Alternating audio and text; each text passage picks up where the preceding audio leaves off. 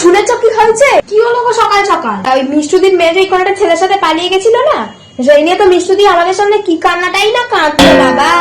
তা দেখো বছর পরে নিয়ে মেয়ে ওই ছেলেটাকে নিয়ে জামাই ষষ্ঠীতে এসছে। কি বলো গো, কি নেকা কান্নাটাই তো না কাঁদলো আমাদের সামনে মেয়ে পালিয়ে যেত। আমি তো প্রথমেই বলেছিলাম শুনে, মিষ্টুদি সব জেনে শুনেই মেয়েকে ভাগিয়ে দিয়েছিল।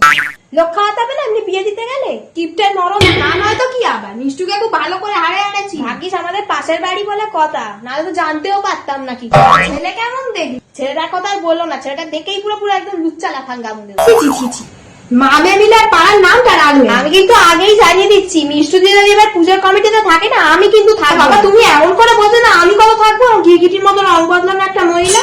ঝুমাকে খবর দিয়েছো? আরে না না, ওই কাণ্ড দেখে তাহলে আমি তোমাকেই বলতে এলাম, এইবার যাবো বলতে। সে ভালো করেছো ভালো করেছো, তো চলো ঝুমাকে খবর দিই।